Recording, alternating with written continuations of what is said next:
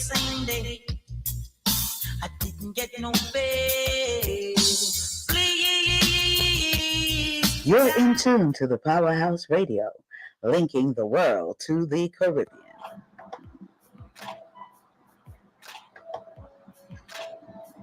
Disclaimer. The views and opinions expressed on the Powerhouse radio station are those of the host, guests, and callers, are not necessarily those of this station, its management, or other hosts or advertisers. The show found on the Powerhouse radio station can promote any lifestyle, belief, religion, political affiliation, or other personal practice. These shows are for entertainment purposes only and are not intended to treat, diagnose, and or claim any cure of disease or conditions. Opinions stated by various contributors to the Powerhouse Radio and its programming are not to be considered as endorsed by the Powerhouse Radio station. Visitors are urged to use their own discernment to draw their own conclusion. We emphasize the importance of keeping an open mind. Glenn Simmons Events, in association with Baseline Production Group, presents the 19th staging of the Grace Atlanta Caribbean Jerk Festival. Sunday, September 1, Labor Day weekend, 2 p.m. to 10 p.m. Lithonia Park, 2501 Park Drive, Lithonia, Georgia, 30058. Presented by Publix. Savor the flavor of authentic jerk cuisine. Play zone for the kids, corporate walk, food court, chef demonstrations, celebrity chef challenge, and much more. On stage, Tanya Stevens, Baby Sham, I remember those days when Rupee, and a Daisy. DJs, Mix Master David, Richie D, DJ Juggler, Ecstatic Sound. Tickets and info at atljerkfestival.com. Sponsors, VM Group, Atlanta Montego Bay Sister Cities Committee, 2B Caribbean, Vibes Nightclub, Mikey Sparkle Production, Caribbean International Shipping Services, JN Money, The Flavor Radio, V103, and The Mortgage Place. The Hinkson Firm's mission is to provide superior legal service in the areas of family law, child welfare law, general legal services, and mediation by keeping convenience of the clients at the forefront. The Hinkson Firm's goal is to eliminate the stress of an already intense situation in your life by coming directly to your workplace and or a location close to your home for consultation, meetings, and mediation. The Hinkson Firm customized legal attention based on the needs of each client while treating every client with the dignity and respect they deserve, while fighting strongly and their legal rights. The Hinkson Firm can be reached at 470-499-4704. Well, welcome. Another edition of Reasoning Thursdays as we are on part 3 of the state of Jamaica. Yes, so welcome for each and everyone that is joining us here today. And how are you all doing? I don't know why, say you all know how it gets with follow people. Everybody follow me. And they talking about unity because I'm not showing my face today. I'm not going live. I'm not politically correct. So therefore, I'm not going live. So these other folks says that they're not going live too. I don't know what's the business. Darespecta. Follow fashion. Then follow fashion is bad. Listen, hot topic. Finance Minister of Jamaica resigns. He's been appointed as IMF. We want to talk about the plans in Jamaica that is getting ready to go underway with the taxi service, etc. We're gonna reason on avoiding the gangs.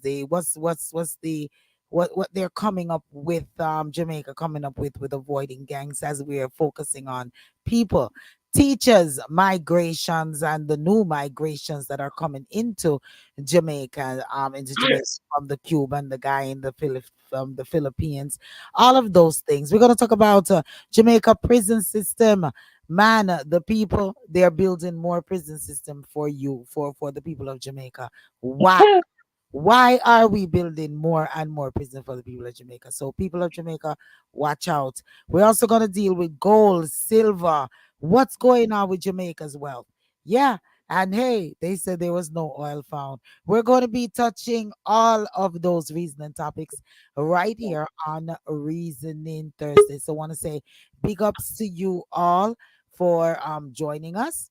And we thank you for joining us. Come on, no, the respect and queen. You all need to show your face. What's up with that?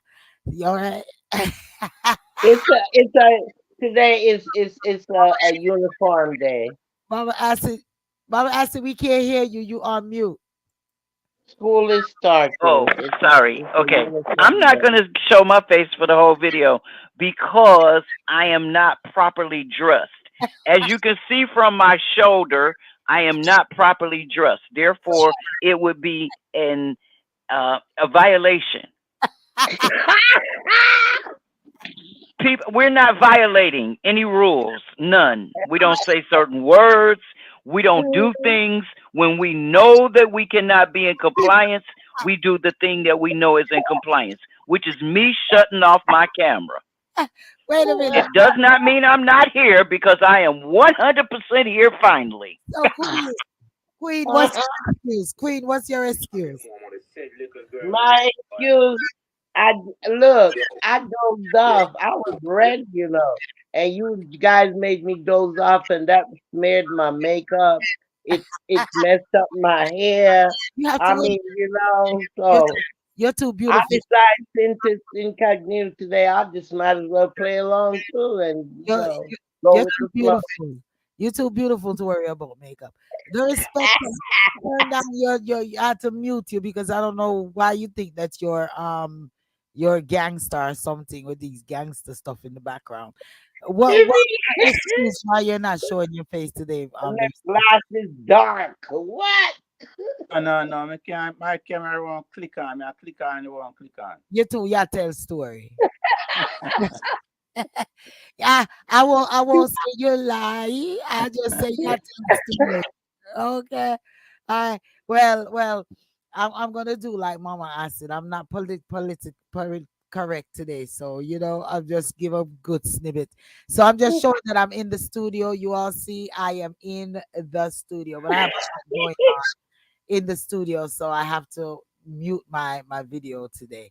So the respecter, give a little show real quick, man. Give a little show real quick. You Huh? see. Show your face real quick. Show your face real quick. I don't know about that, but Queen. Ah! Yeah, there I go. What kind of face that the respecter? belly button. Very All right, Queen, we saw you. All right, big ups, big ups. Let's get down to the nitty gritty. Sometimes, listeners, we have to have a little fun as well in the studios. So, we got to do a little fun things as well. So we can't always just dive right and get serious. So, so I'm hoping that we gave y'all a little bit of laugh just now, a little bit of laughter, because laughter is good for the The soul. soul. You know what I'm saying? It's good for the soul. Where we gonna start? Finance minister. We have the finance minister resigning, and we have Vaz. Where we going? Where we You going? know what? For once, you start with what on my mind, and not Yes, bother me. big things. Go on the All respect. right, What's you on want your me know. mind? Yeah, The time is coming in Jamaica, yeah, Mm-hmm. and it's gonna lead out to the rest of the world. Cause Jamaica is the leader right now. yeah. Them police there, them police there, them police there. Them are gonna start get busted and chopped. Cause the people is tired. So it's police against civilians throughout Jamaica. And the laws are gonna change quick and fast. Because the citizens realize, say, all right, we outnumber them. So why we keep allowing them to antagonize we? Just quick and fast, just start the disrespect from there. You can't pull over somebody for whatever suspicion or see somebody or do something or whatever and just address the situation like you're supposed to protect and serve. Everything must be an ignorance from you to the civilians, and you don't care who them is, who's in the area, the kids and so forth. Police are cuss out people. No man. Police are cuss out people and instantly want to lick and kick down and threaten people in a broad daylight. In the right hand, Papa. And the people them must stand firm. I'm glad to say that. And them have You them camera phone and take video and all them things there. So them they know say all right, them can't do nothing and get rid with it this time around. Everybody will go up on camera now. So I hope when the chief them, the commander them, see the behavior of the police them, they're not afraid to say, no man, you're going like an animal as a man. Or you treat the civilian them like this. Or you disrespect a woman for what reason? Or you want you are trying to lick down a woman for a reason? That should be a disqualification. Anytime a policeman, a man in general get caught on camera, somebody said, you're threatening to put hand on a woman, no matter what the reason is. Disqualification, your tail need to go sit down somewhere. Well, the the mayor of St. Anne's, he said that the crime is down. The major crime in his state, in his area, is down, and he's calling on all justice of the peace, all churches, all committees in the area to participate in this crime prevention task that what they're is gonna clear up St. Anne's. what is it crime prevention versus that's with civilians are citizens committing crime. What the respecter is talking about is the blatant abuse The police of crime. the police officers to the Hmm. citizens. You know, so that is different than crime prevention, is what Hmm. I would say. You know, but so let's steer back to where the respecter was addressing. There have been a lot of videos that has been coming out lately with with police officers roughing up individuals, citizens, and some of them is of just of really no cause. And but then also, do we look into and say, can do we also look into it and say, what about the disrespect that a lot of the citizens are carrying onto the police officers that make a lot of them react that way as well? Because if they're asking them to do one thing and they tell them, no, me nah go here, so I'm not put on this, or me nah do this, or me nah do that, you know, it leads them Well, up that's the reason why he wants to get these entities involved in the crime, because what he's saying is that when the police have a better understanding and a better relationship with the people in the committees, then in the committee, then the communities, I should say, I'm sorry, in the communities, then they would be able to handle the crime better. He's even calling upon the pastors in the churches and what have you to get involved, and so that people can feel that they're worth, they're worthy. He was on the news conference and he was saying a lot of stuff, but that was one of the things that he said. The head of the crime prevention All right, in before we even go further, I have to big up YouTube's radio. Lodge up yourself, streaming us live. So big up yourself, DJ VJ Smiles and Rastugo, and all of the massive over there at YouTube's radio. Great programming over there during the weekdays. DJ Smiles have his countdown and all of these things. So on the top of the hour, we'll go a little bit more into some of the wonderful things that they're doing over there. Also, big ups to the Victorious 89.1 FM, Dr. J, and the entire crew. Want to say massive, massive shouts to you all and to all of our sponsors. We want to say big up and massive shouts to you.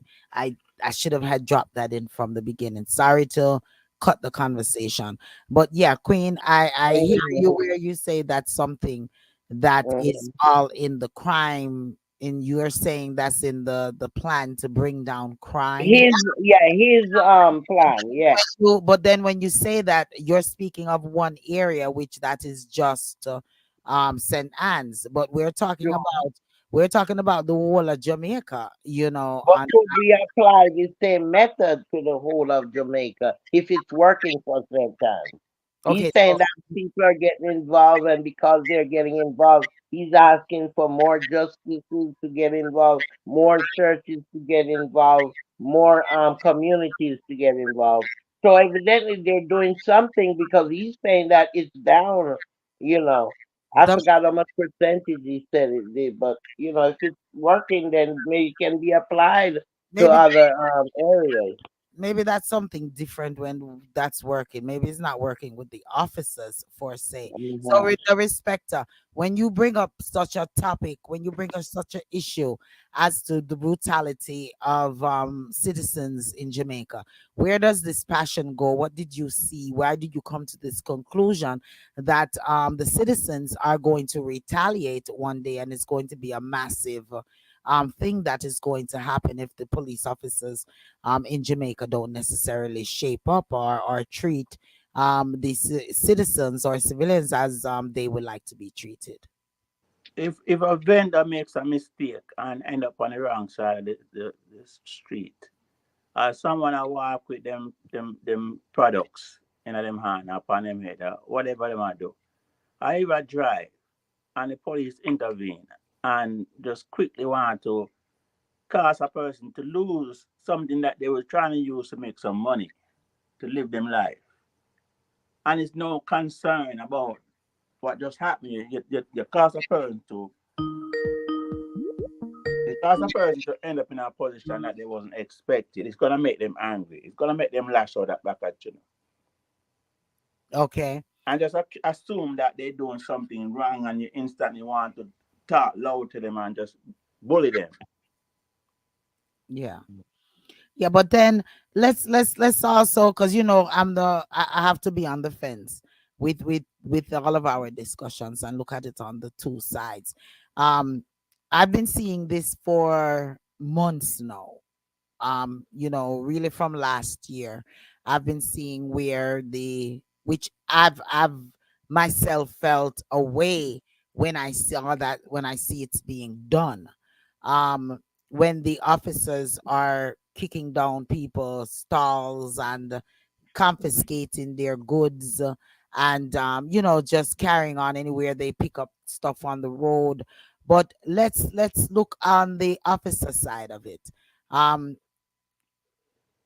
they have time and time and time again have said that this is illegal, this is something that you all should not do. Maybe some of them have taken the approach of talking to several of the vendors and to people such as that this is not legal, and they have been told by superiors that these are the things that must be done. You must confiscate these items, put them away, whatever it takes, get them Yeah. off of the road. So if a person is continuing, I know that a person have to eat. But Mhm. if a person continues to do things that are against the law, then what exactly do we expect the police officers to do? And the police officer is doing their job just as well as we're sitting here doing ours, reporting on certain things. So where I think that we need to channel the energy is towards the government and whom is making these laws, that they are not giving the vendors proper spacing places for them to be able to do their little side hustles to make their money. So they have to go where they have to go to make it. So I mean, some of the energy I think is to be placed towards the lawmakers.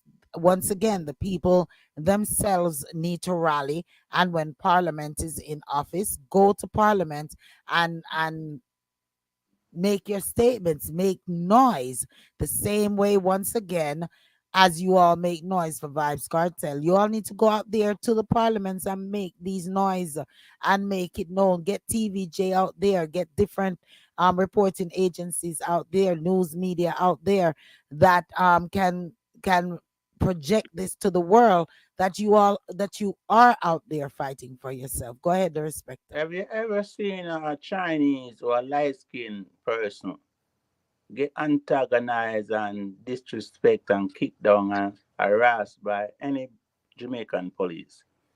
Have you ever seen the stories of the Yeah. Chinese who come in and take over land and have instead of clothes for online a dog skin, then skin dog and have dog for online. There's a whole lot of things that goes on in Jamaica that's police and government not touch with Chinese and light skinned people is concerned. They only have the strength and power for people who look like them.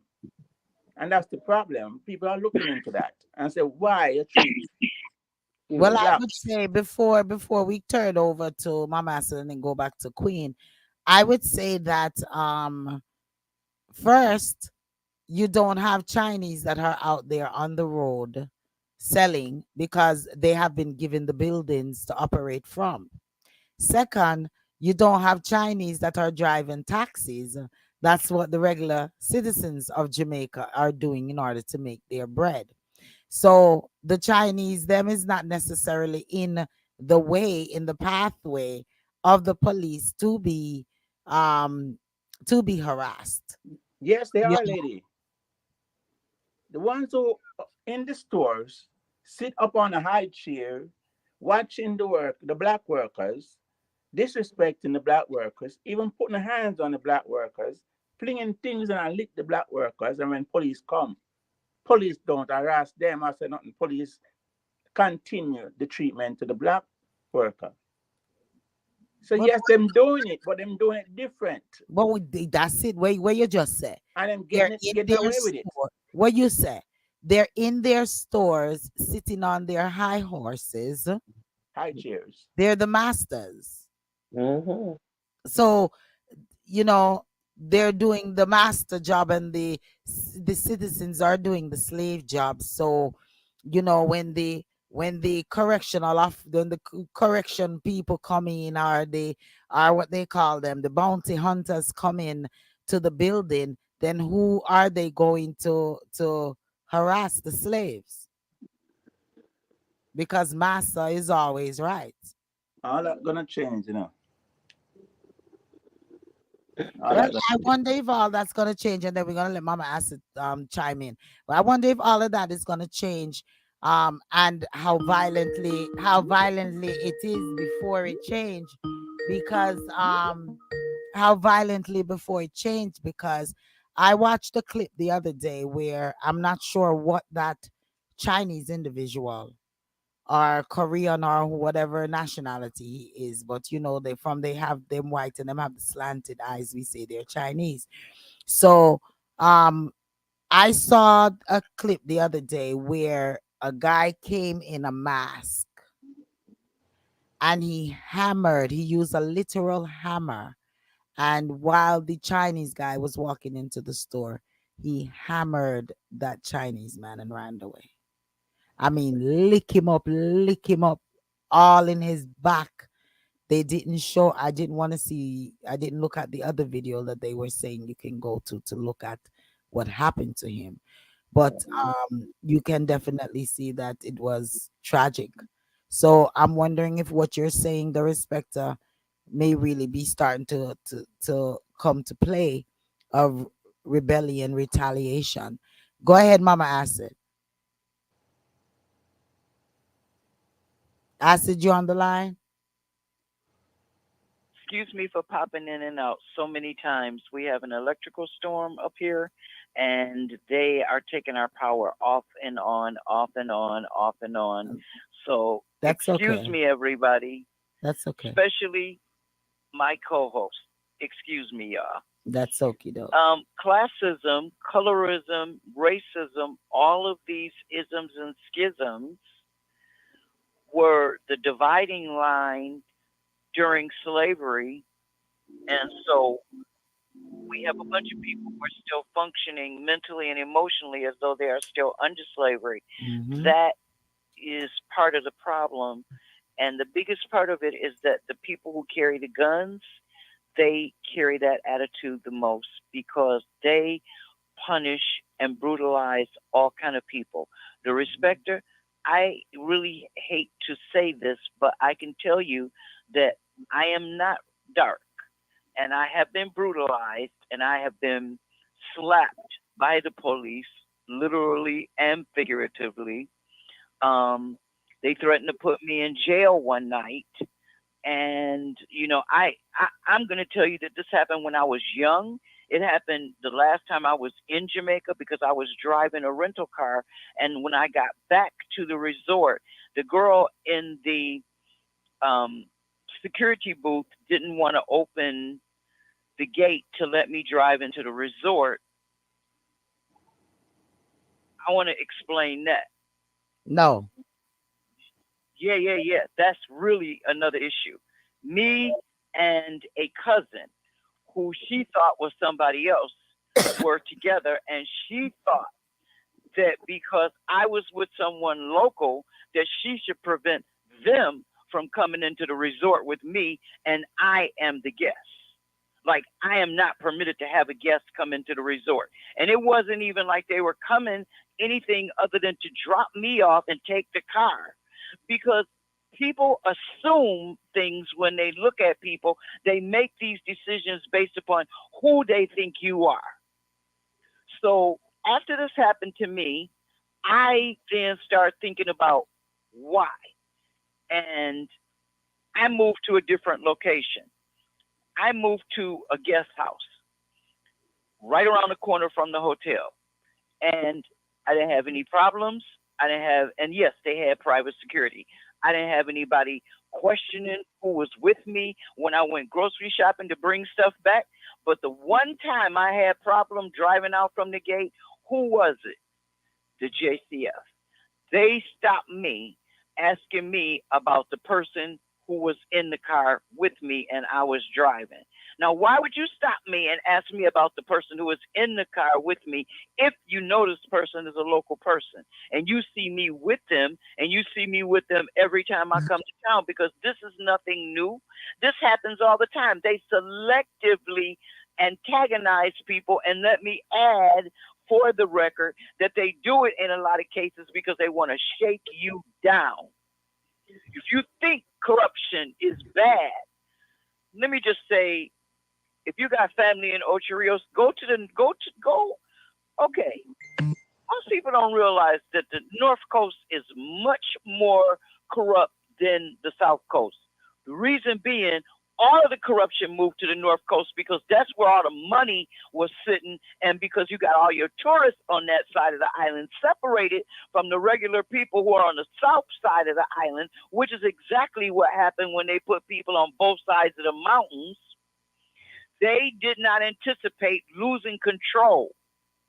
Because in order to have these resorts, you got to have people to work in the resorts. And that means you need to have your police trained to leave people getting off from work and going to work and doing their jobs alone. The tourists stopping by seashells on the road. The tourists stop and want to get a cold drink on the road. Why would you take everything out of somebody's cooler because they just sitting there selling cold drinks beside the side of the road and dump it out and ruin all this money? I have seen them do it. I have been victimized by them, and I'm sorry. But as people of Jamaica, we all know we have been through it, and I'm sorry I have to They're fed up. this bad attitude. Yeah, people are fed up. I'm sorry. Queen. You know, I Yeah. I All don't right, Queen. understand it. It started with the beaches. Well, the thing is that everything really and truly is all boils down to the government. It boils down to accountability, and we talk about this all the time, and we say this every time we talk about these topics. The government is responsible to find the right people to put in these cabinets, who put out the right rules and regulations and enforce these rules and regulations. They do these things because there is no accountability. There is no one supervising because everybody is corrupt. You give me a this police officer might do something wrong, and the sergeant say, "Give me a $3 million, and you can I won't even report you." You know that the officer is doing wrong, but because money is exchanged in hands, he let him go, and he's still out there practicing being a police officer, brutalizing the citizens. And again, like lady always say, you gotta help yourself too. You know what I mean? People need to go out there just like they went out there, like she said, with Vibe Cartel and demonstrate. Go let them know that these things are not right and it's unacceptable. It still boils down to the people. And it won't change unless the people start doing something about it and speaking up, and voting for the right people like we're about to do. Mhm. All right, the respecter. Yeah, in due time. Well, I'm hoping that before the due time come, it's not a revolt um with the citizens against police officer or anyone. I'm hoping that the citizens would finally get inside of their brains that it's up to them to come together and protest to the law, to the parliament, go to the parliament doors. you know um there was a statement. I was watching a news clip last week when they had the DNC, the Democratic National Convention, and they were stating on how many persons were outside demonstrating. Thousands of people were outside demonstrating based off of the Israeli versus Palestine situation. And, they were out there trying to ask them to please, desist, please, keep it lawful, please, this and that, which also in turn kind of shaped, to me, kind of shaped Kamala's speech, where she not only just directly directed her speech at the Israelis, but she also included the Palestinians as well, which it made her appear somewhat of like, okay, let's do some type of unification on this, and it's based off of the the protest that was happening outside while they were campaigning. You understand? So I think that is something that the people of Jamaica must start to do, is to definitely come together Mhm. and to start protesting. Wherever Andrew is, go there and protest. Wherever Mark is, go there and protest to let him know, if you do win this office, these are the things that we want you to focus on. Go to the parliament when they're in session, the House of Parliament when they're in session, and protest. Make noise out there. You understand? The same enthusiasm, the same energy that you all take and go out there when you all was standing at the courthouse for Vibes, and anyone else, any other entertainer, take that same initiative and that same strength and go to these places where these politicians are and speak up for yourself.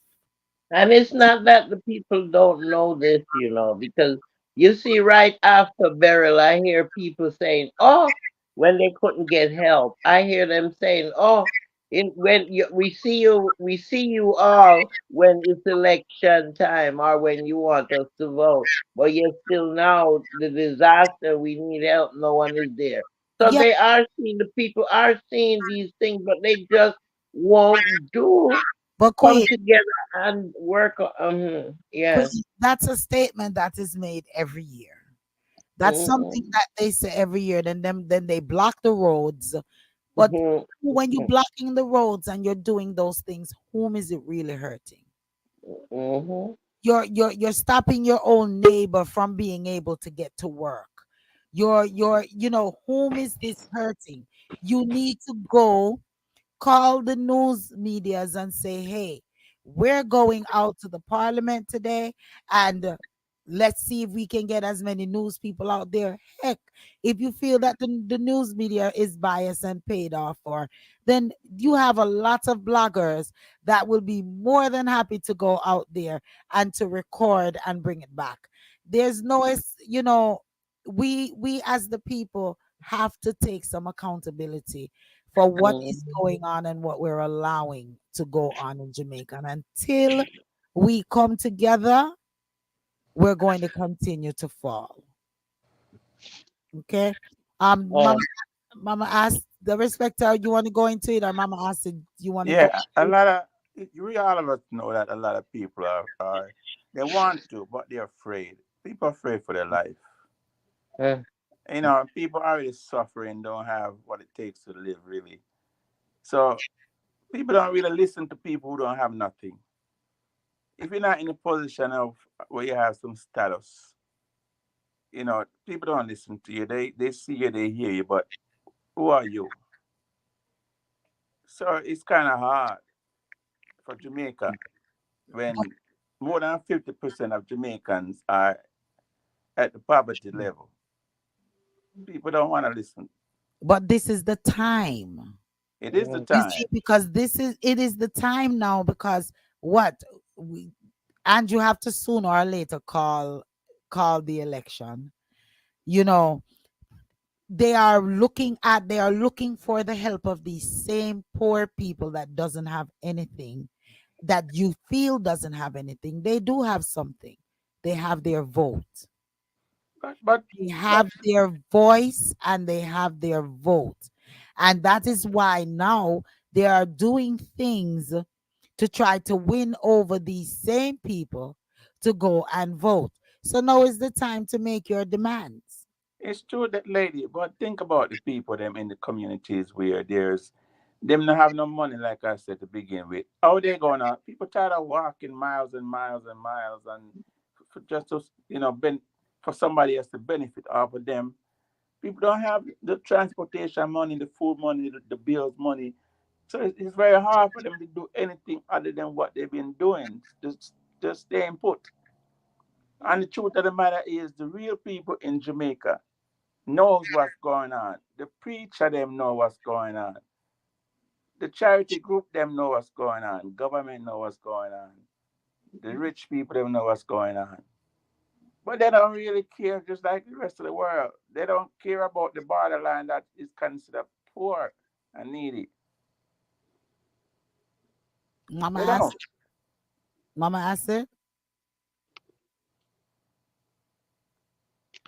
I think that one of the things that's going to happen this election is people are going to really look at the politicians' records because the age of the Don is wearing down. They don't have people telling them who they have to vote for the same way they did in the past, like in the 80s and the 90s. Okay? One of the things that has started to happen is that politics is becoming the new Don in Jamaica. And that in itself kind of scares me because it makes me wonder why people don't control it when they are the ones with the votes. And if they decide that instead of voting, that they're going to all write in their own names on the ballot, that would change a lot of things. Could you imagine if everybody in Jamaica, instead of voting for either Bruce or Mark, wrote in their own name? Where If did you get Bruce? everybody wrote in their own name, Wait a minute. Where did okay? you get Bruce? I thought Bruce was out of it long time. I thought it was Andrew. Was Well, Andrew can cloned? I? Okay, yeah, okay, absolutely. Reason I say that is because they are exactly the same.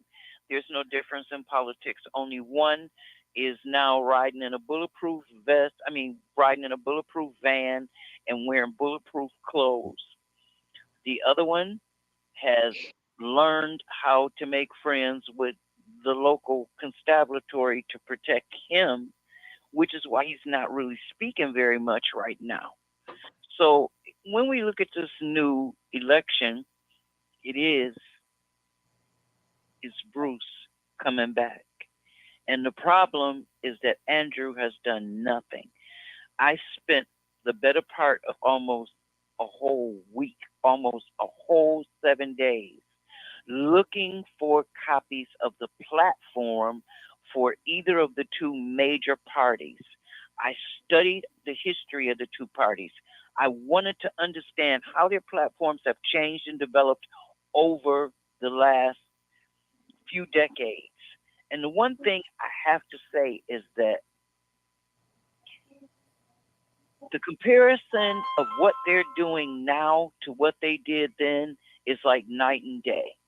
I remember the reality was the People's National Party used to really work for the people.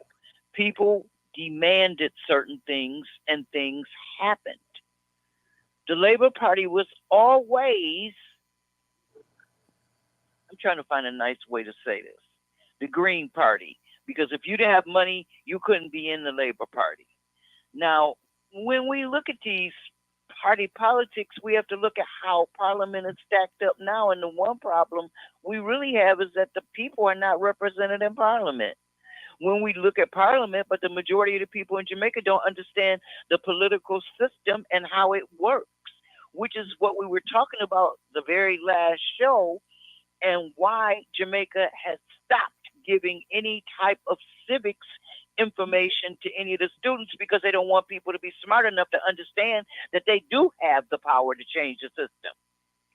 So I'm gonna say something controversial, as always. I think we should stop talking to old people. As an old person, I think I have the right to say that. I'm 69. I think I'm older than everybody on this show. And I think that I have been through all of this, including standing in the street, including being out there on the other side of burning barriers and all kind of stuff, including having to drive through the Diablo Mountains to go to the airport. Who should have to do that? Okay? Nobody should really have to do that. Like Lady D said, these are your neighbors you're disenfranchising. Instead of your neighbors, why don't you disenfranchise the prime minister and also the representative of your party? Because they are the ones who are controlling these police who are literally killing people in the streets. And the second part of that is, if you put people in office, do you not have the right to hold them accountable for the things that they do? Mhm. Who is holding them That's what accountable? I've been saying. Who is holding them accountable? Who is, and you know what? I really got this one thing I just got to say this. When I heard about these Cuban teachers, it reminded me of when the Russians and the Cubans came as doctors and building hospitals back during the time of Manley. And I was studying, trying to find out what hospitals have they built since Manley. PNP has built none. Every hospital that's been built has been built by labor. The reason they were built, because they had contracts, not little contracts. The hospitals that were built by PNP, a lot of them are still functioning. A lot of those medical clinics are the primary medical clinics in their own areas. Like the one in St. Anne's Bay, I can tell you myself that I have been there. I've been there on many occasions, okay? I've been there for all kind of things. And one of the things that still to this day doesn't make sense to me is you got a major tourist population and a major worker population, and you got a little bitty little clinic like this. You don't have a hospital, but people got to get a car to go all the way to town or even to Mo Bay to try to get secondary care. This is really not what the government is supposed to be doing when it claims that it is trying to step up. So since Mark Golding got this hat on talking about time come, what time is that? The time Candle? the time he's talking about is the time when the people realize that government is not working for us. They're working for outsiders, people that doesn't even live in Jamaica. the millionaires and billionaires who are dictating to them, telling them what to do. Like, build buildings in Jamaica. Just take line and do whatever they want to do. So that time is coming when the people gonna be in charge. Well, I hope The that seven richest people. what you're saying, the respecter would would eventually manifest as to the people taking charge of their destiny, and taking charge of their Lady D. destiny in the correct way.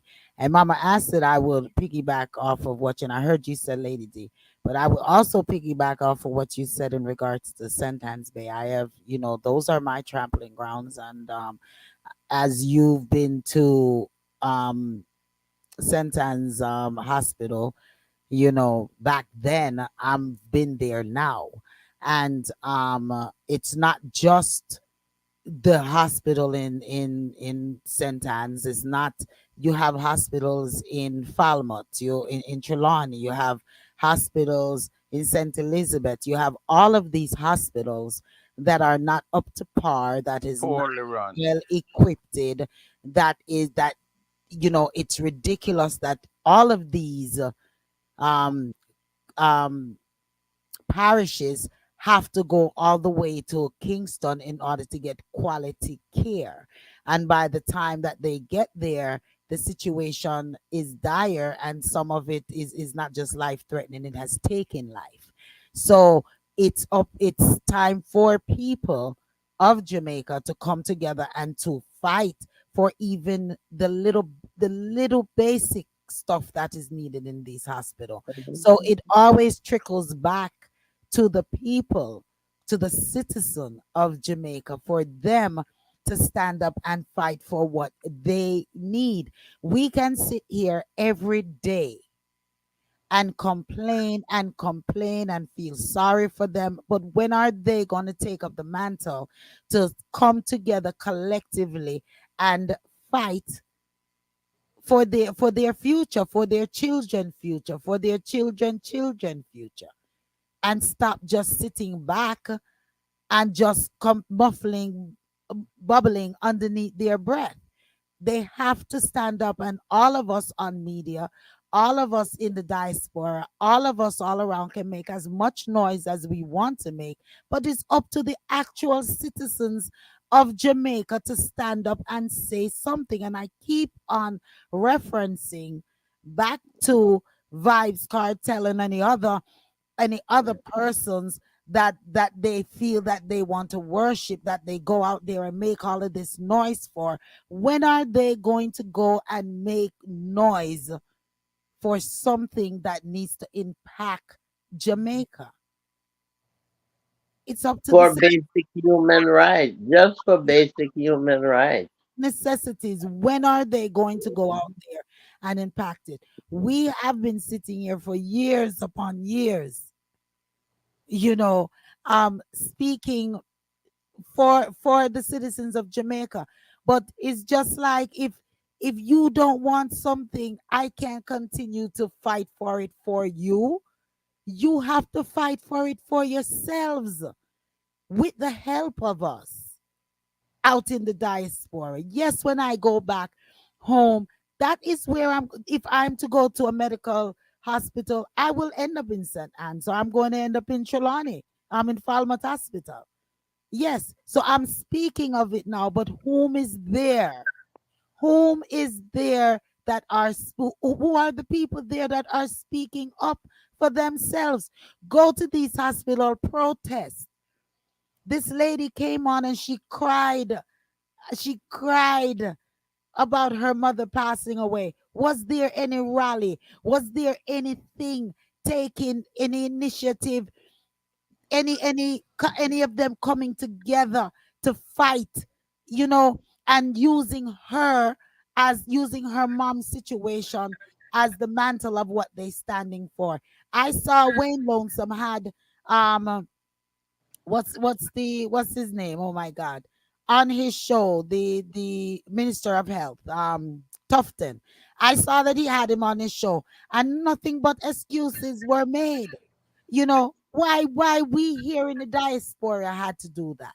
Why didn't these citizens go to these television stations and all of these places and demand, make up noise? What happened to the boycotts? Why are we not boycotting anything? Listen, if we are dying, let's die for a cause. You all are sitting there in Jamaica and dying for, and you, for what? And The you're not fighting. territory. For foolishness, territory that doesn't belong to them. I mean, it's ridiculous. You know, Mm. the respecter states that persons are poor and they're suffering and they're this. Well, go out there, and if they beat you and they do whatever, you're suffering for a cause. But to sit there and just to suffer just like that,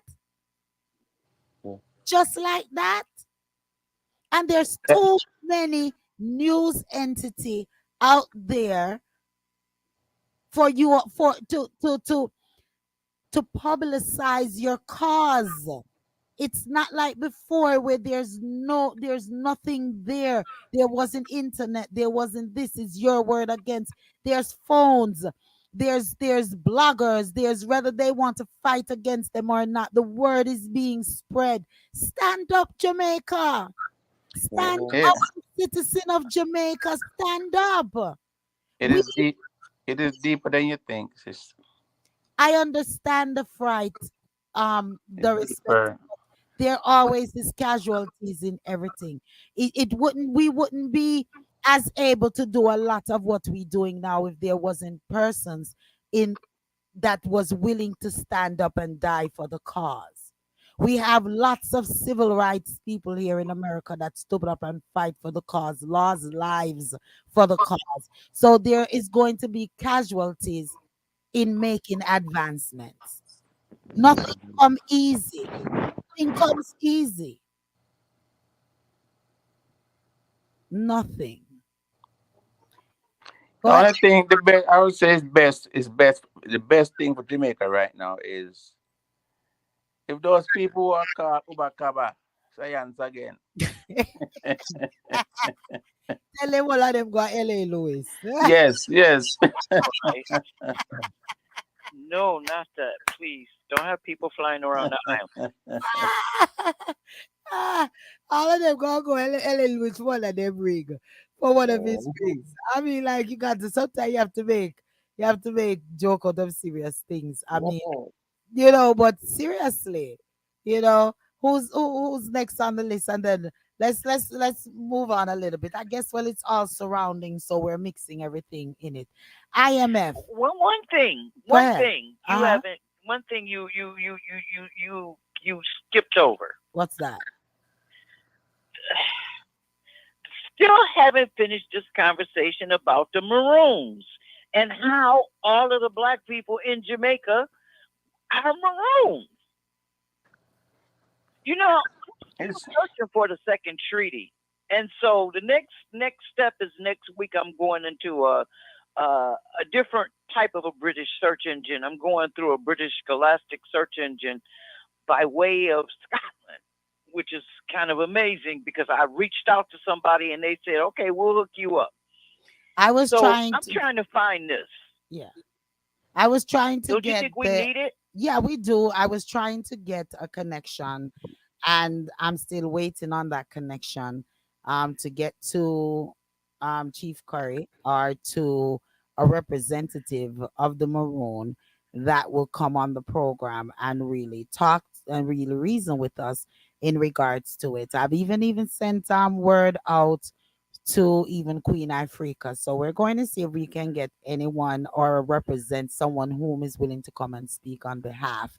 If we can't necessarily get those individuals, because someone had said to me that we need someone from the Maroon themselves, whom is in Jamaica, whom knows a lot more in regards to what is necessarily going on and not what is on the news.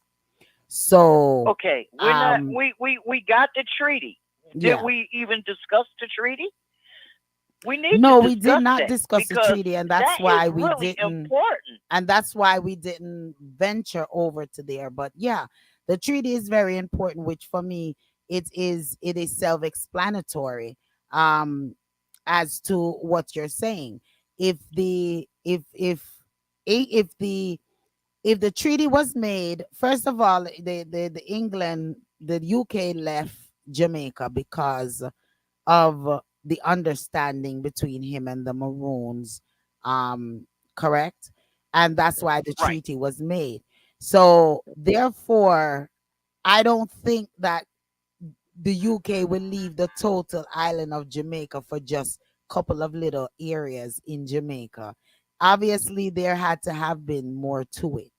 And I know you've researched it because we've been talking about it for the last 3 weeks in regards to the treaty and the research and stuff. You can elaborate a little bit on it if you would like. Don't get into the long, just get to the pinpoint parts of it, and then we can reason a little bit about it and wait till and see if we can get some representatives of the Maroons directly from Jamaica to address it a little bit further. Okay. My issue is that the majority of black people in Jamaica, born in Jamaica, of two black parents who were born in Jamaica, of black parents who were born in Jamaica, are Maroons. It doesn't matter where on the island you are. That, that's one of the two treaties. That treaty applies to all the black people on the island. And this thing really hit me a different way when I started really looking at the old English definitions of ownership and clarity of citizenship. When when the English left and left their representatives, one part of the treaty says that they would always have two white men who represent England with the Maroons. Now, I quite honestly, I've been to Akampong, but I don't remember seeing any white people up there, especially any that lived there permanently. And that's what the treaty said. So that makes me wonder, is the governor general a representative of one of them, and who would be the second one? That's why I'm doing this research. We're going to get to the end of this when we get some other people, but right now I'm still studying it. And that's why I say we need to find out why Jamaica stopped talking about its real history in the schools. And what are these teachers from Cuba? What are they going to be teaching? So, I guess we're going back to that right now. So And Ghana and the I'm just Philippines. I'm exasperated. a Filipino. Yeah, you have Ghana, the Cubans, Ghana, and Gahini Well, and well, Philippines that are coming. But well, what Savior said, there is no deal between Ghana and the Philippines yet. They and right now they're not recruiting. The only teachers they're recruiting are math teachers because the ones that are on the island they will not be ready for another 2 to 4 years.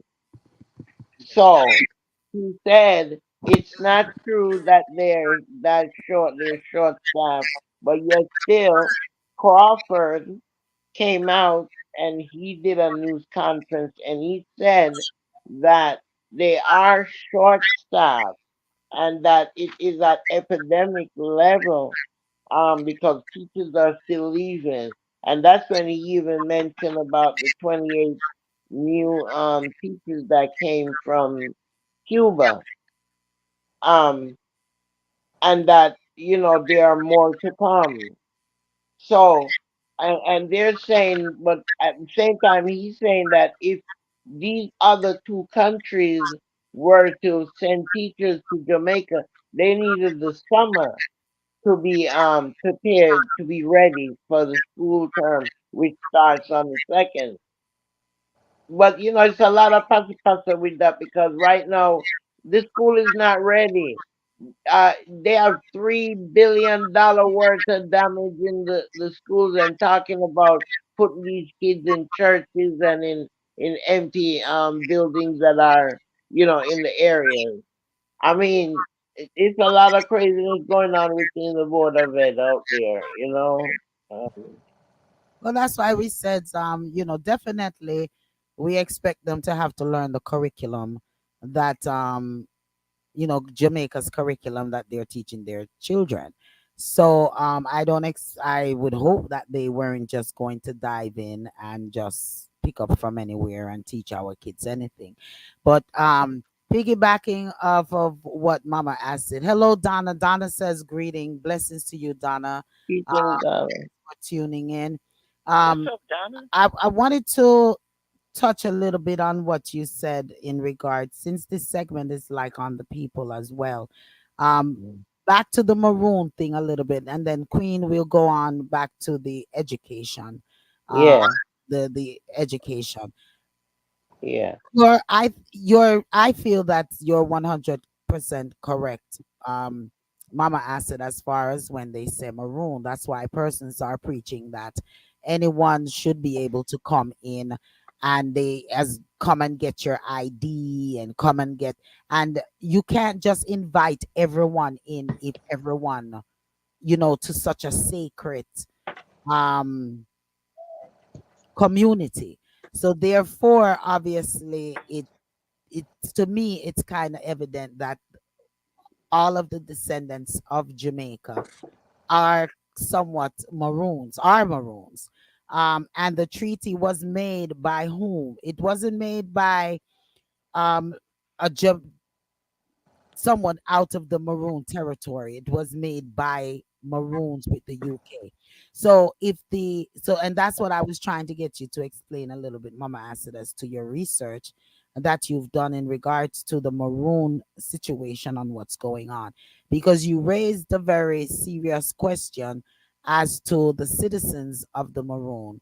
Um, and if it's not all of Jamaica that is really Maroons. So, if you could elaborate a little bit more on the treaty of Jamaica, the treaty between the UK and the Maroons. Now, when the UK left Jamaica, how did they leave Jamaica? Why did they leave Jamaica? And what was left in Jamaica? Well, they were forced to leave after the 10-year war. There's a 10-year war between the Maroons and the British. The 10-year war made the British aware of the fact that they did not own Jamaica. They were holding Jamaica in captivity. And quite a few people knew that the British weren't going to be able to hold it forever. So one of the things that the Maroons did was they started teaching people about the geography of the areas, because that's what the British did not want any of the slaves to ever know, where you are and how you get to where you want to go. This to me stems back all the way to these kids today arguing over this is our land and this is my corner and this is our lane. They claiming it because they know it from the stress. I got to do this in a different way because I As think that brief. the way I want to do it is going to confuse people. We'll get to this later, but I'll just make it short and sweet. Yes. If you know something is yours, you're always going to claim it. Can't nobody take it from you. I want to say that also to Donna. We understand that that's exactly why you are fighting to get your land. We are all fighting, Donna. I have gotten to the point where I no longer even pay taxes on my grandmother's land because it doesn't make any difference. I'm not going to get the land back. I just gave up, which was the wrong attitude. But I'm not strong like Lady D, and I'm not going to continue to pay for corruption. And I'm not saying that she's paying for corruption. I'm just saying that my view of what's happening in Ocho Rios is different because I've been watching this happen since I was a little kid in the 60s. And I remember how hard it was when people were trying to get land and what happened when they got a little piece of land and how they had to try to get somebody to let them get another little piece of land so that if you eventually ended up with a full acre, you were a rich person. And trust me, there were a lot of black people in Jamaica that had land, but the land was taken from them. That's the other part of the problem. When we get back to the corruption. But in terms of like where this is all going with this Maroon Treaty, the treaty has been tampered with a couple ways. One, originally the treaty said either 1,500 acres or 15,000 acres. That figure is still in contention from 1730. So from 1730 to now, they've never resolved that issue. And that is a huge issue because it concerns well over a whole parish. Now, when you consider the fact that St. Elizabeth is populated highly by Maroons, okay, we got to look at where Jamaica's wealth really lays. The Maroons are sitting on some of the most expensive, geologically perfect land in Jamaica because they protected it. They didn't allow people to come in there and just scavenge the land, which is why when we saw that video recently of Chief Curry and some elders fighting against the people from stealing trees from the government, Department of Natural Resources, coming onto the land in Trelawney and stealing trees. So we have to understand that people that live in these areas, we got to protect these people. We don't protect them, pretty soon there won't be any of them left, and they are the only link to us. They're the original Well, I think link. there are going to be a So lot Jamaica's of got to stop erasing our Yes, culture. it And says Portland, Trelawney, and St. Elizabeth. The limestone, because of the lime, right now they're drilling lime for limestone, right, in those areas. Um, Now remember we talked about all the minerals and stuff that are in Jamaica, even though they're not talking about it. But we talk about quake and what have you because on Tuesday there was another one, a 4.0 earthquake again, and these have been so frequent. There are things out there and they are keeping it under wraps and they don't want the public to know about it. So they tell us that it's fake news. So I mean, you don't know who to trust. That's all I'm saying. Um well, I think land that's another day mhm, Mama Acid will be able to explain, and that's why I wanted to get the persons for the Maroons. Here, yeah. because what we discussed the other day, she's not putting it forward. I guess her mind is not putting it forward the way that we discussed it the other day.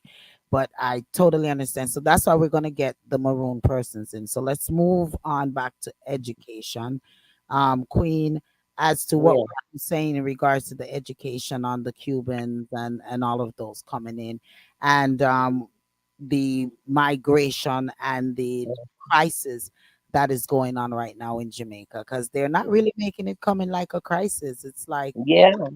everyday regular. hmm but it is a crisis because, like Crawford said, he talks to the principals of these schools. He talked to the headmasters of these schools. The government don't go out and talk to them. He knows what is going on. That's what he says. Okay, and he said that the even though they're saying that they're not short, they're short. There's a lot of things um, contribute to that also. Um, why teachers are leaving, he's saying that again, lack of pay, not being paid on time, not valuing the teachers, all of these things contributed to it. And he said if Jamaica does not change, the head of the education department does not change your views, then we're going to have problems. She, in turn, is saying that it's not true, that they have it under control, and the only thing they're short of are math teachers. And that's how they're stretching out to the other countries for math teachers. There was 28 new teachers on the island that came from Cuba, and she did finally agree to it that there was but at the same time they're questioning the the PMP. They're questioning why it was not publicized, why they did not know, anybody did not know about it till they actually saw the teachers on the island. So it's a lot of back and forth with that.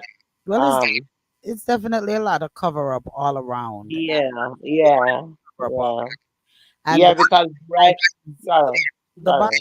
line for me in regards to education or anything is just stop the finger pointing and the blames. Let's get to what are we going to do. It's always pointing finger and to make another one party look better than the next party at the expense of our children. Um, come together and figure out what we are going to do to make sure that we educate our children the way that we need that they are to be educated, and maybe Crawford needs to just put these things out and say, okay, why don't we collectively come together and let's do this in the best interest of our children. The respecter, you want to touch it? All y'all are saying is perfect and fine, but the truth is, the number one thing is getting to that point is behavior. It's at a point where it's very hard for anybody to correct the children in Jamaica, You got it. the young people in Jamaica, because it's so far gone. They seeing badness from police, they seeing badness from them neighbors and them friends. Them seeing badness from everybody and the corruption. So it's hard for them to concentrate in school, no matter who the teacher is. They're not gonna cooperate and do like what normal children supposed to do because they're so corrupt from such a young age. And it's all over the island like that. It is not just even just the children, it's also the teachers. The teachers are afraid because Yeah, they have no control over what is going on in the classrooms. You right. got parents coming there to beat them up. You don't know which parent have gun children as carrying guns, and there's no security. There's no, they're afraid to talk to the kids as well and discipline the children. So I mean, why that's another reason for the migrations. That Yeah, teachers have been found. Bodies of teachers yeah, have been found. afraid. They're Yeah. afraid if they're disciplining these Uh-huh. kids when they're on their way home, they don't make it home. You know, Hmm. it's is nothing safe about it. You And the know, pity them lie. yeah, yeah, yeah. My cousin, Hmm. she refused to continue teaching. She said, once these kids start changing, it was about 2010, 2011. She said it was just too much then. So she went to Maryland. She teaches in Maryland now, and she said that it is a much safer environment. And to me, I would think that someplace like Baltimore would not be safer than Jamaica. But she said Well, I she's know lots never of been assaulted in the educators. classroom. I know She said she lots and never been lots of assaulted. educators in Jamaica, and there are lots of things that are going on as to why they're migrating, and you have some that are staying and standing the grounds, and just teaching in more structured schools and more structured areas. So yeah, it's a serious situation that is going on, and I'm hoping what's her name, oh boy, that she really do what's right. Lord have mercy, I have her name on the tip of my tongue. It's my cousin's Does, best does, does friend. she have a contract? I, Yeah, I don't I don't understand how they work because I would like to understand if she has a contract. And if she has a contract, Favel, who is Favel, her boss? Favel is it's my cousin best friend. Favel, yeah. That I try to remember every time I cannot remember her name. Well, I hope that she comes with some good, with some better um, ideas of what to do with these children, with education and the children. So, finance minister, Queen, you want to take it? Uh-huh. Eh? Finance minister said, "Don't worry, because I knew this was coming, so I made preparations for you guys." They had a meeting. I think it was in if I remember correctly, in Montego Bay, with the people that used to go for the farm work. They found out that the Canada cut back on the farmers now, so they're not taking as many farmers as they used to overseas to work the farm. Now, excuse me, our head of agriculture, he said, Mr. Pernell Charles. And really and truly, I remember Colonel Charles from when my dad used to be a police officer in Jamaica. He used to live over there in Constant Spring, up there. I remember him. But anyway, he said that he knew that Canada was gonna reduce the amount of laborers, and that he had made preparation for those individuals, so they must not worry. Um, um, He said there are other programs that they have developed for these people. So what I am wondering is, are they going to start developing the land in Jamaica and maybe start exporting more products No. from there? Is that the idea? What is the plan? He Mm-mm. did not say what the plan was. Visas. Those are Class B visas. They get money for sending people. So they farm out the farm workers. So this is what happened. The people that were working on the plantations and working doing the corn up in um, Canada, I can tell you about this personally because I worked on one of the crews that did a survey of them back in 2013 and 2014. I followed them around. And one of the things that they told me was that they don't like the fact that um, they work for 6 months, they get 4 months worth of pay, and then they have to wait when they get back for their other 2 months. And that if they go and there's a problem at home, they can't come back. Like if there's a death and they come back, that ends their contract. Now that makes no sense because if you have an accident and something happens at home, you should be able to go there and take care of it and then come back to your contract. So what they've done is they've arranged to use the guest worker program, the B visa, to staff up the Everglades sugar processing here in Florida, and also they are going to be shipping some workers to the middle of corn country, Iowa, Oh. Idaho, and these countries where the big part of America where they grow all the corn at for the ethanol. So they're going to send Mhm. people there, and they're going to get more money for sending the people there. Plus, the people have to pay U.S. tax. That is the part that So makes this me. is like a deal with They this didn't is have like a deal with America and Jamaica. Is is this a deal between Jamaica and America? it's a deal between the IMF. The Oh, IMF is owed money, so part of the repayment scheme is Jamaica sends workers. Oh, yes, I am definitely studying Jamaica's IMF deals. And now, Mr. I'm Nigel studying them Clark. nightly, and I am not And happy. now, That Mr. is why Mama Acid is in such a acerbic mood this evening. And Please forgive me, y'all. and that's I'm reading a why lot. Nigel Clark is the deputy manager, is now the deputy manager, the director of deputy mhm. managers. Of the IMF, yeah. Yeah, And he, go ahead.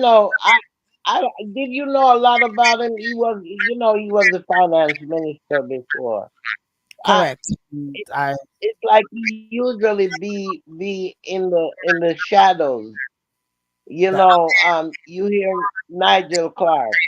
Now they're praising him and saying that he is the best candidate for that position, and that even the prime minister went out to report on it and what have you. It's all over the news. But let's see. He's still gonna be over Jamaica anyway, because he's gonna be over several Caribbean islands. well, you have two sides of the coins. You have some persons whom is saying that he wrecked Jamaica, and you have a lot of persons whom is saying that that he's done good in regards Mm. to Jamaica finances, and that's why he was chosen. And when I was saying finance minister, that's where I was asking you all to go to Nigel Clark. But yeah, Mhm. they were saying that you have some nay and some yay. So we'll watch and see exactly what he does, and we'll watch and see exactly whom comes in. Well, he takes position October 1st, Yeah, the the 30, 1st of October. yeah, 31st of October he goes into, he will be in office, and we'll see Mhm. exactly his view. Until one person in government stand up and say, okay, put aside the big ups and respect for each other in government. Though this been going on for too long, our citizens been struggling for too long. The farmers are not being treated right and proper like other countries. Exactly. They're not getting what their labor is. They're working hard and they don't have nothing to show for it until they start act like they're humans and they have some kind of heart and love and respect for the hardworking people in Jamaica. Government is benefiting from even the drug dealers, the gangsters. They are benefiting from every aspect of the people in Jamaica. And the people ain't benefiting from 1% from them. So no matter who the leader, I'm not gonna praise none of them in Jamaica. I don't care how intelligent they may be or honest they may seem to be, all of them corrupt and wicked. Because Well, they're not trying to step aside and say, let's do this for the poor people, one sector at a time. Out of the 14 parishes, let's choose one at a time and bring the poverty level above and beyond. yeah, It just Well, keep the killing and opposition. disrespect are going through the island. There's no order. And the entertainers now make it not help. The athletes now help. Everybody just slump on their millions and live. And them are the really ones supposed to challenge government, entertainers, the big mouth one them, the pop up on them. mm. Them not do it. Them There's only have make music and not go on like say them is this and them is that and them not know how much power them have. I agree. I agree, but we Oh, come back to your statement. Them afraid, and well, they're that's scared, it. and they're scared because they're building up a state of the art prison in Jamaica that is even better than the prisons in the United States of America. All right. But I They guarantee you it's not for Jamaicans in Jamaica while they're building that up. okay They're using Jamaica as a dumping zone for and all, there are gonna be people coming from other countries by ship overnight to fill up that place. yeah, yeah, yeah. Mama Acid brought it to our attention with this state of the art prison that they're You want to talk building about it? in Jamaica, and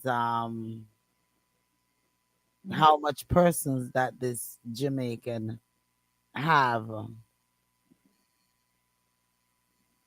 We're going to talk about it? We could talk a little bit about it if you would like to. It's 9:33 Well, on the Powerhouse Clock. Let okay, me the do a station. respecter.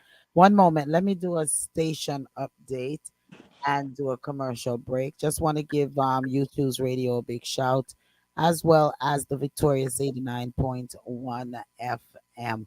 And if you're here in the Atlanta area this weekend for Labor Day, Happy Labor Day when it comes, and they're going to be having the big Atlanta Jerk Festival that takes place each and every year. Glenn Simmons Events, in association with Baseline Production Group, presents the 19th staging of the Grace Atlanta Caribbean Jerk Festival. Sunday, September 1, Labor Day weekend, 2 p.m. to 10 p.m. Lithonia Park, 2501 Park Drive, Lithonia, Georgia, 30058. Presented by Publix. Savor the flavor of authentic jerk cuisine. Play zone for the kids, corporate walk, food court, chef demonstrations, celebrity chef challenge, and much more. On stage, Tanya Stevens, Baby Sham, I remember those days when Rupee, and a Daisy. DJs, Mix Master David, Richie D, DJ Juggler, Ecstatic Sound. Tickets and info at atljerkfestival.com. Sponsors, VM Group, Atlanta Montego Bay Sister Cities Committee, To Be Caribbean, Vibes Nightclub, Mikey Sparkle Production, Caribbean International Shipping Services, JN Money, The Flavor Radio, V103, and The Mortgage Place. It's all happening right here in the ATL. That's Sunday. You have Baby Shams, Tanya Stevens, and it's going to be on and on. Lots of vendors and chef demonstrations and all these things. So make sure that you are in the house. Big shouts to all of our sponsors: One by One Kia, the Hinkson Law Firm, Awesome Renovations, Unique Total Care, Mystique Enterprise. I want to say massive shouts to each and every one for continuing to support us and for our brotherly and sisterly station, You Choose Radio and Victorious 89.1 FM.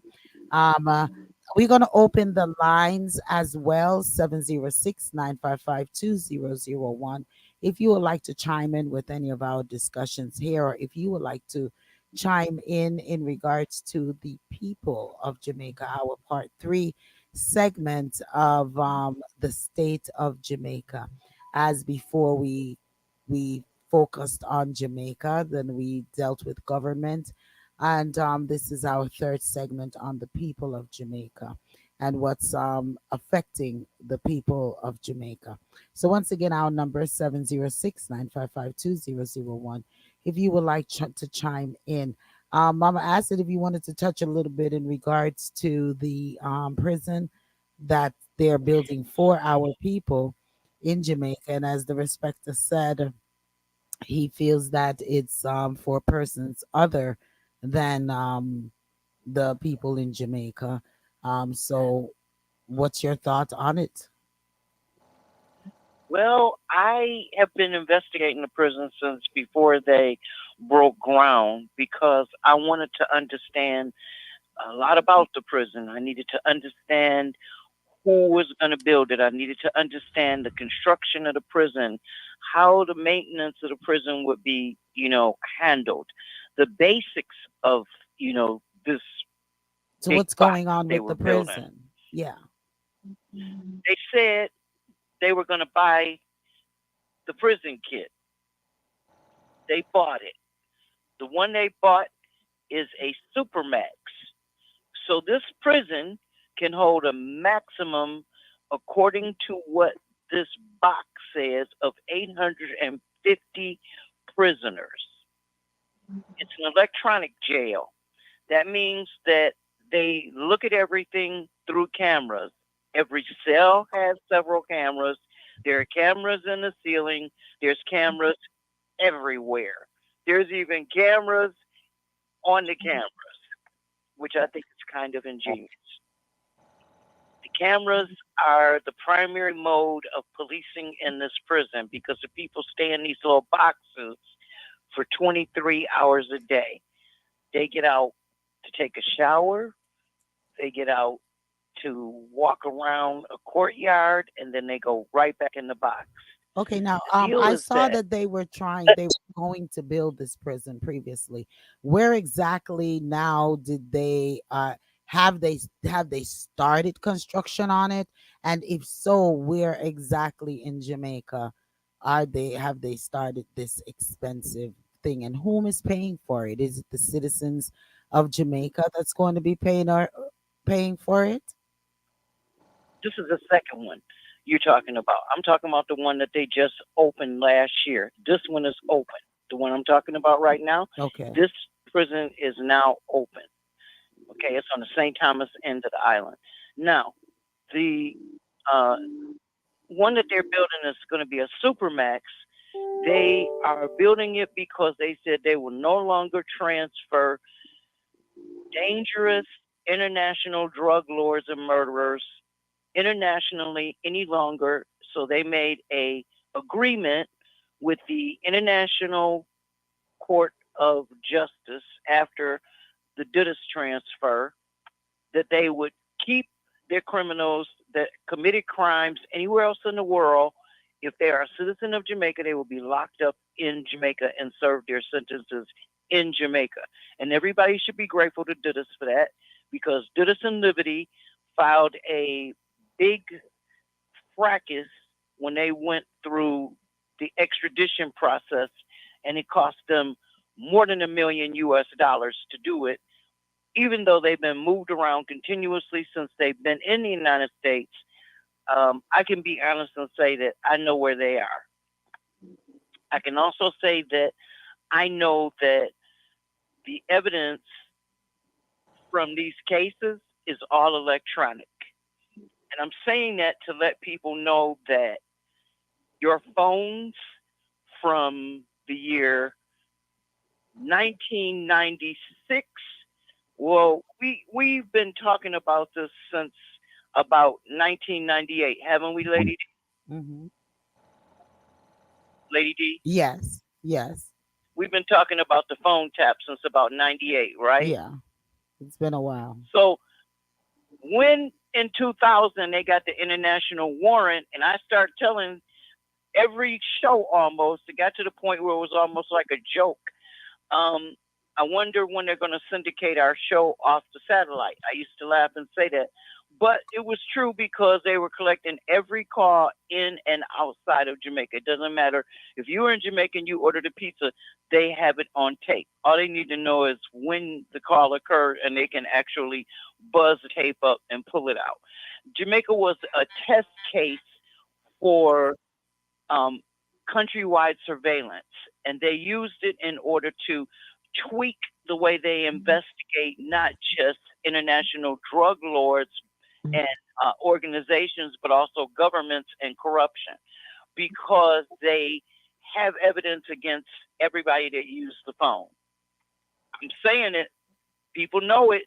I mean, I'm sure all these politicians know it, because we were able to find out some things we didn't necessarily want to find out, but some of the things we found out were kind of interesting. And one of the things I want people to understand about this jail is that if you are a Jamaican criminal and you committed a certain type of a crime over a certain amount of money, they can actually, they can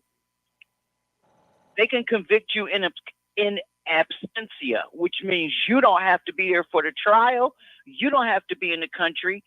Soon as some bounty hunter finds out that you are hot, they're going to turn you in and they're going to get a huge bundle. Where can the listeners find this information so that they can research this a little bit more for themselves, and in regards to all of this that you're dropping here? Okay, a couple things you can do. One, go to you can go to Jamaica's information portal, the government information portal, and you can put in corrections and prisons, and it will show you Jamaica's prisons. Also, go on YouTube and you can Google the new prison. You can even see a tour of it. The prison that they have in a box that they're waiting to build, that prison is going to be we estimate that prison might actually even be over there near St. Elizabeth. So the prison that they're going to build, they want to build it so that it's not close to people per se, but that it is accessible not just to an airport, but to a private airport, which is what really made us start wondering what were they putting in that prison. And quite frankly, I no longer have that curiosity. So I just want to say that criminals in Jamaica, if you think GP is bad, wait till they put you in this new box, because this box has no glass, it has no windows, it has I think it's Nicaragua, one of those places that do the same thing. They have them and they're stripped down. They have them in those boxes. I saw it one of those countries. They're doing the same thing. right Or China, one of those shipping. places. They take shipping containers, old shipping containers, and they Yeah, I put saw them it together some and they cut them in half and they put people in each end of the shipping containers. Now, of that, according to them. the United Nations Human Rights Charter, is illegal. But they also said that general penitentiary in Jamaica was also illegal. So we have to understand that Jamaica has a policing problem. It has a prison problem, and one of the reasons they're creating this new type of prison is so that when they start locking up these cops, they have a place to put them where they can keep them away from other people who can carry out their same dirty duties. Because the one issue for corruption in Jamaica that is going to be the biggest issue is how do you get rid of the people who have the biggest guns that you gave to them, along with qualified immunity. See, this is the part they didn't think about. They didn't think about creating this private army that Hold the they were line, turning caller. loose on the government, and then turning it loose on the public, because then finding out that gangsters are actually hiring the JDF to go ahead and clean up what the JCF didn't do. Can you imagine you having a military murder cops who murdering private citizens? Who has that kind of money? I'm sorry not to scream, but I'm just saying I'm exasperated because I'm reading all this stuff and it's pissing me off. But when I found out that this prison was partially being paid for by the United States, as well as several other countries, Germany, France, Britain, and what was the other country?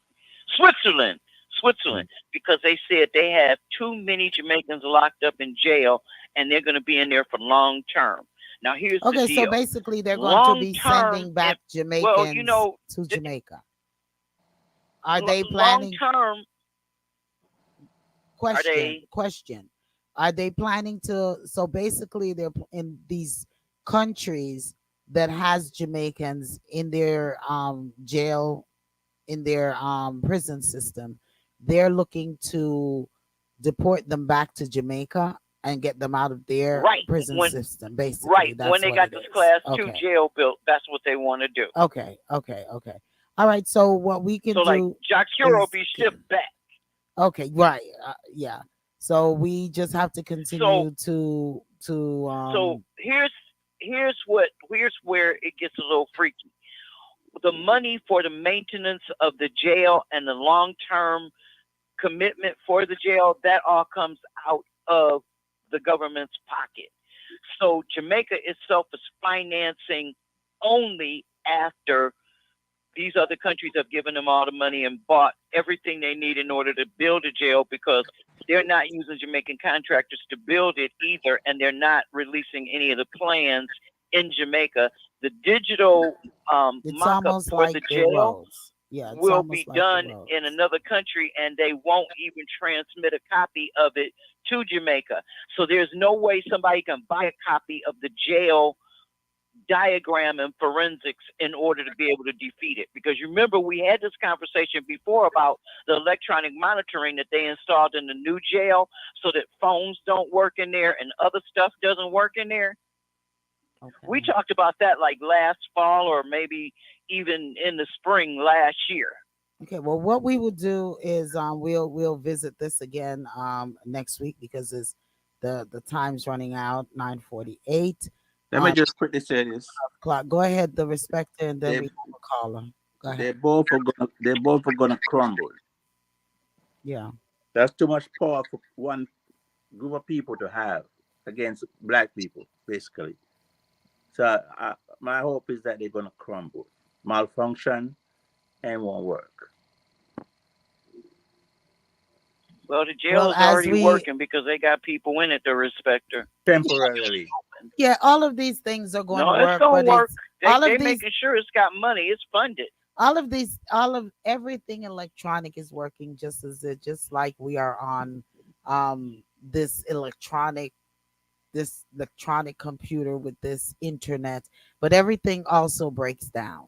Just like they had the Microsoft situation and planes were stopped from flying, and there's That's never right. a secure it's nothing secure about any of this, and that is also once again why I'm totally against this NIDS thing and anything electronic totally controlling. Lady D, just picture this happening. Yeah. Some of those millionaire, billionaire leaders who are part of it, they're gonna get caught in there one day when it's just shut down, nobody no way out, in all darkness. Exactly. We That's we what I was we just hope. Go ahead, thinking. Donna. Hello, Donna. How you doing? I Hi, see how that you it's you doing? on the line. That's exactly what I was thinking. Yeah, you took. How you doing, Mama Acid? You took the words right out of my mouth. Well, Respecter. They yeah, are going to entrap them own selves in that prison that they're building. yeah, Okay, yeah, so yeah, that's exactly what's going to occur because everything. The reason why, it's this electronic experiment is because everything that they're doing is through the electrical grid. So pretty yeah, much all of the disasters, that's where it's coming from. It's all everything is energy related. So pretty much, I mean, you don't have so many Jamaican people that do wrong because they are progressive people. So to Exactly. build a state of to build a state of the art prison in Jamaica. No, there's something else that's going on behind that. This is something that's going on. This is a global thing. Propaganda. Okay. Mhm. Yeah. Yeah, it's a global thing. So yeah, that's what it is, and it has so much to do with the electrical grid. It's a electrical energy experimentation, or I should say, it's even more than an experimentation because this is how they're committing their crimes.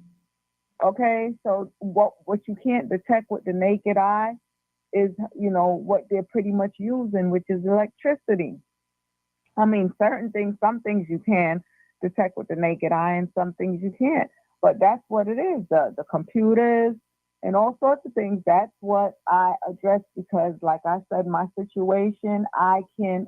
This is something that is a fact that I can share with everyone. Okay, so you have to look at people. I mean, like the goods and services of the United Kingdom, and you know all of the countries around the world and the roles that they play in this advanced technology that they're using. And yeah, and then once you research and you form your understanding from your research, then it'll become more clearer to everyone because these are scientists and it's nothing but an electrical science, and that's it. You're controlling. Like they said, dash with a whip, and you put in the chip. You get what I'm saying? So pretty much you wanna put that microchip inside of everyone, and you will. They put it in your foods. They can do it in so many different ways. So that's just what it is. We're going to become like robots, and this is something I don't know what it is. It's not people. It's another being that is trying to destroy humanity, and it's the evolution. You're actually Well, we're back. it's an evolution, Well, and we're definitely huh? back in the grid. We're back in the matrix and all of these electronics and Mm, whom's going to be yes, that's plugged in and whom is not going to be plugged in. You know what? I wanted to say something else in regards to the schools. Back to the mm, school. I'm hoping that with all of what Crawford's saying and what Fable Williams is saying, that they will really put back some type of shop. We used to call it shop class, or where they oh boy, where they teach them how mechanics, how to mechanical or cooking, Trade a school. Teach them a trade, trade. a trade. You thank Yeah, trade school. teach them some form of trade in the Yeah. schools to have something for these children to Mhm. look forward to in the future, because right now a lot of them don't even know how to tie their laces. Mhm. Being big kids and being adults and don't even know how to tie their laces, since they took out a Mm-hmm. lot of those trades out of the school. So that's something else that I'm hoping that Fable and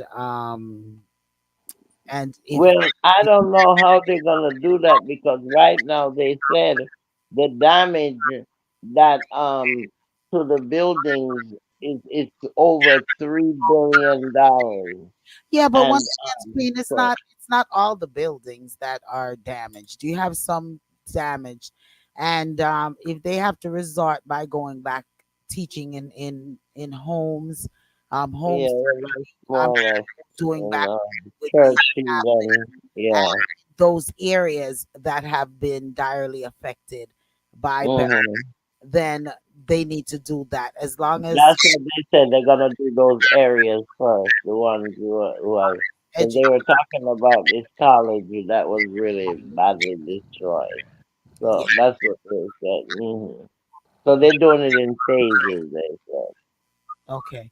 So listen, we've got to get ready to get up on out of here, and man, it's we got about 4 more minutes, and then we have to get up out of the air chair.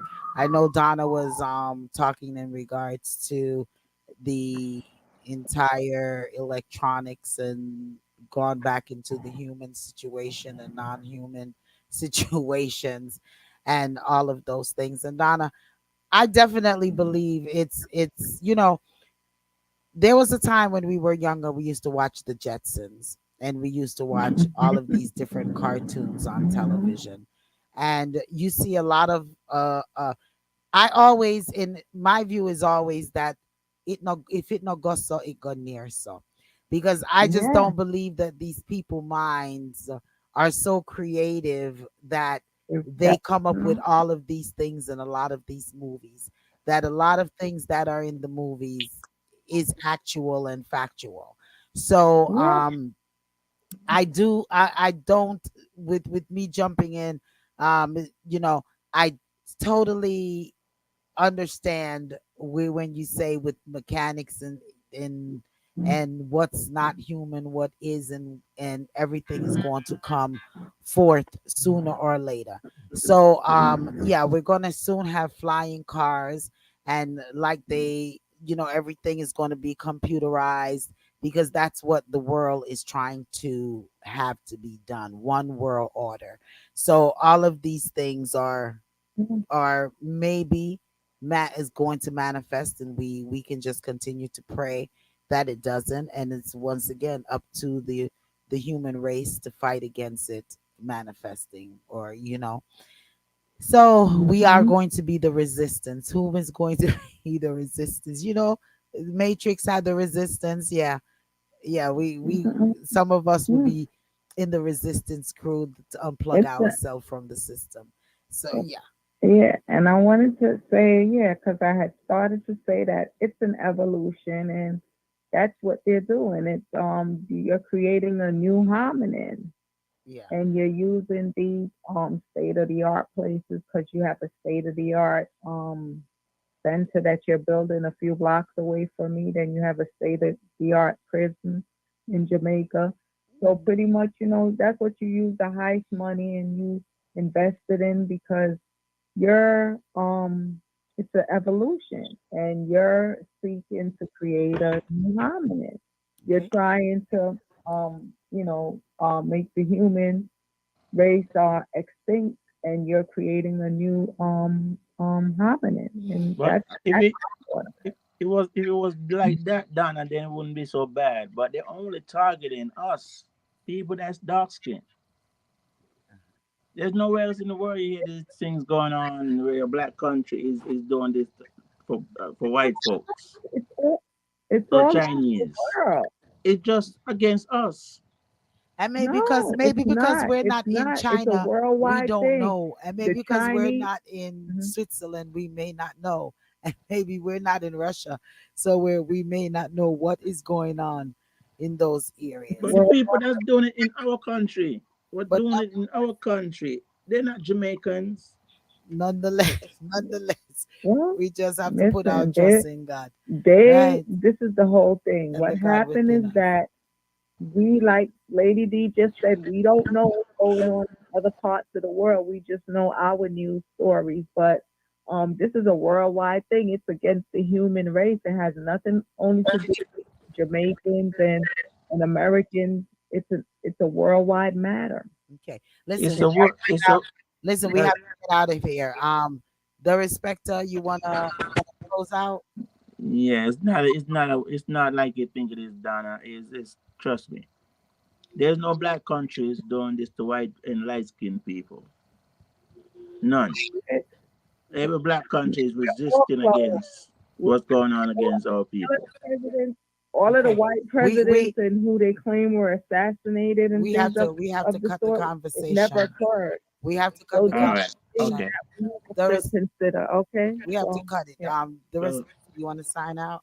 yeah, thanks for joining us once again. We appreciate you. Like, comment, share, and subscribe. All right, Mama Acid.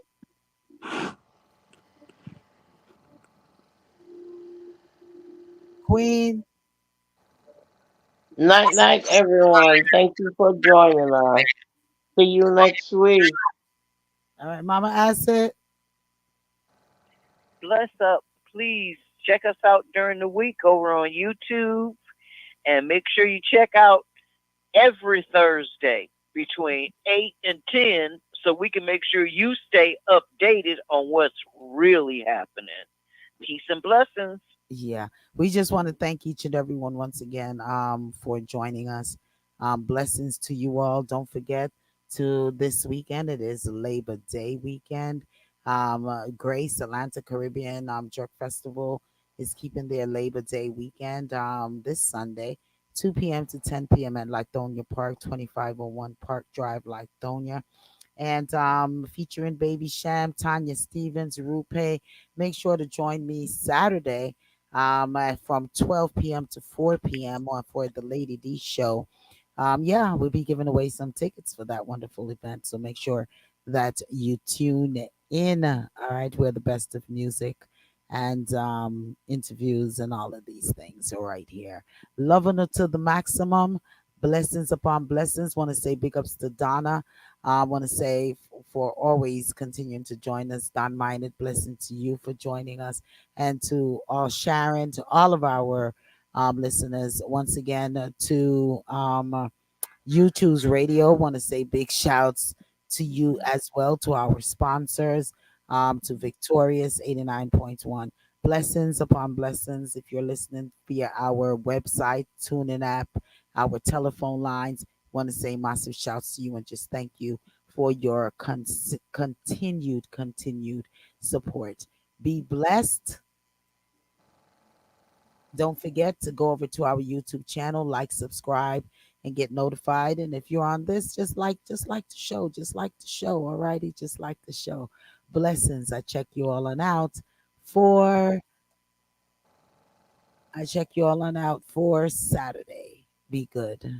Glenn Simmons Events, in association with Baseline Production Group, presents the 19th staging of the Grace Atlanta Caribbean Jerk Festival. Sunday, September 1, Labor Day weekend, 2 p.m. to 10 p.m. Lithonia Park, 2501 Park Drive, Lithonia, Georgia, 30058. Presented by Publix. Savor the flavor of authentic jerk cuisine. Play zone for the kids, corporate walk, food court, chef demonstrations, celebrity chef challenge, and much more. On stage, Tanya Stevens, Baby Sham, I remember those days when Rupee, and a Daisy. DJs, Mix Master David, Richie D, DJ Juggler, Ecstatic Sound. Tickets and info at atljerkfestival.com. Sponsors, VM Group, Atlanta Montego Bay Sister Cities Committee, 2B Caribbean, Vibes 9. You're in tune to the Powerhouse Radio. linking the world to the Caribbean.